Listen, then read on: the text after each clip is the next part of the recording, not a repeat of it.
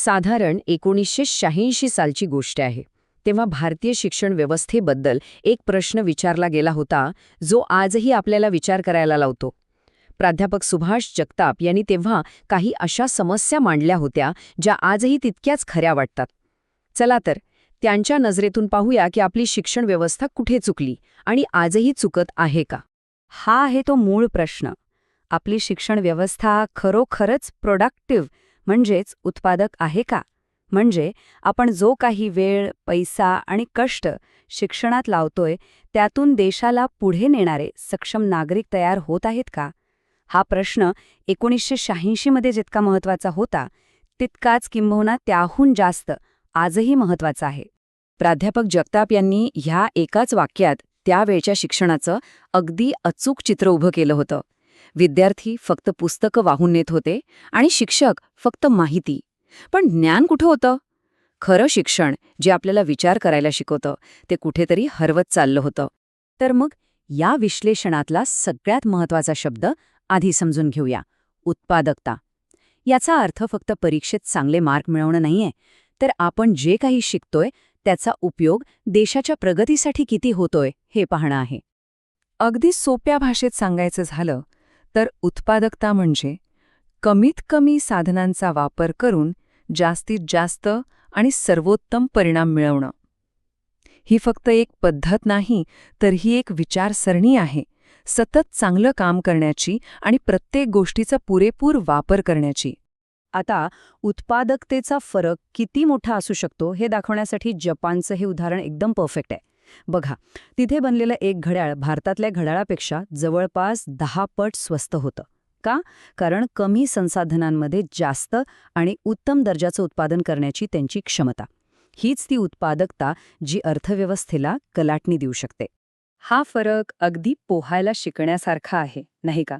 एक शिक्षण तुम्हाला पोहण्याचे सगळे नियम पुस्तकातून शिकवतं, पण खरं शिक्षण तुम्हाला थेट पाण्यात उतरवून पोहायला शिकवतं. एक परीक्षेसाठी तयार करतं, तर दुसरं आयुष्यासाठी. ठीक आहे, तर ही उत्पादकता कमी का होती याचं कारण काय?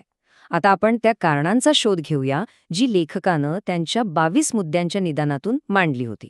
समस्येच्या मुळाशी होता पैसा.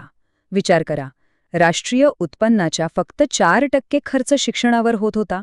म्हणजे ज्या पायावर देशाचं भविष्य उभं राहणार आहे, तोच जर कमकुवत ठेवला तर इमारत कशी उभी राहणार? हा खर्च खूपच अपुरा होता. आणि एवढंच नाही, तर सिस्टीममध्येच अनेक प्रॉब्लेम्स होते. अभ्यासक्रम जुनाट होता, मुलांना फक्त पाठांतर करायला लावलं जायचं आणि ॲडमिशन प्रोसेसमध्ये तर पारदर्शकतेचा पत्ताच नव्हता. या सगळ्यामुळे शिक्षणाचा मूळ हेतूच कुठेतरी हरवून गेला होता. लेखकाने शिक्षण संस्थांसाठी एक अत्यंत मार्मिक आणि खरं सांगणारा शब्द वापरला: प्रमाणपत्र छापण्याचे कारखाने. यावरूनच स्पष्ट होतं की शिक्षण संस्थांचा उद्देश ज्ञान देण्याऐवजी फक्त पदवी देण्यापुरता कसा मर्यादित झाला होता. आजही असंच वाटतं का काहीसं? व्यवस्थेवर बाहेरूनही खूप दबाव होते. राजकारण्यांचा हस्तक्षेप, आरक्षण धोरणांमुळे निर्माण झालेला गोंधळ आणि सगळ्यात महत्त्वाचं म्हणजे शिक्षण हे ज्ञान मिळवण्यासाठी नाही, तर फक्त जास्त पगाराची नोकरी मिळवण्यासाठी आहे, ही वाढती मानसिकता. तर ह्या सगळ्या समस्या तर झाल्या, पण यावर उपाय काय? आता आपण ह्या विश्लेषणाच्या दुसऱ्या भागाकडे वळूया, जिथे लेखकाने ह्या व्यवस्थेत बदल घडवण्यासाठी एक सविस्तर आराखडा मांडला होता. लेखकाने उपायांसाठी एक चतुसूत्री आराखडा दिला होता. सुरुवात राजकारणाला दूर करण्यापासून, मग संस्थांमध्ये सुधारणा, त्यानंतर शिक्षक आणि विद्यार्थ्यांना सक्षम करणे आणि शेवटी अभ्यासक्रम आधुनिक बनवणे. प्रत्येक टप्पा एकमेकांवर अवलंबून होता. संस्थात्मक पातळीवर लेखकाचा सल्ला होता की नवीन संस्था उघडण्यापेक्षा ज्या जुन्या संस्था आहेत त्यांनाच मजबूत करा.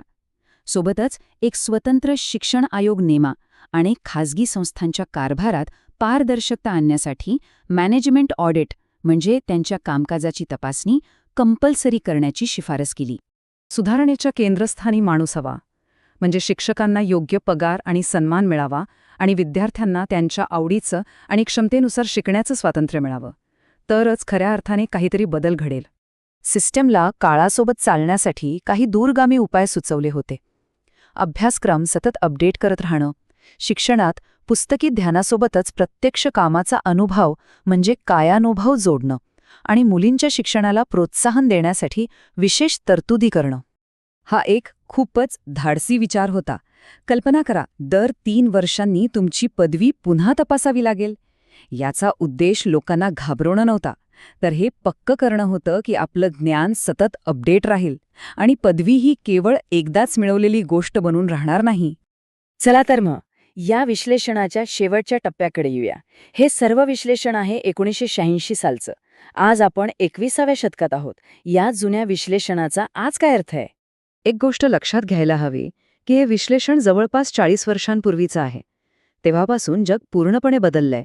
टेक्नॉलॉजी, समाज, सगळंच. पण प्रश्न हा आहे की ज्या वेगाने जग बदललं त्याच वेगाने आपली शिक्षण व्यवस्था बदलली का? आणि याच प्रश्नावर आपण सगळ्यांनी विचार करायला हवा. प्राध्यापक जगताप यांनी 1986 मध्ये ज्या समस्यांवर बोट ठेवलं होतं, पाठांतर, अपुरा निधी, राजकीय हस्तक्षेप, त्यापैकी किती आजही आपल्यासमोर तशाच उभ्या आहेत? कदाचित आपल्याला नवीन उपायांची नाही, तर जुन्याच शहाणपणाला अंमलात आणण्याची गरज आहे. यावर नक्की विचार व्हायला हवा.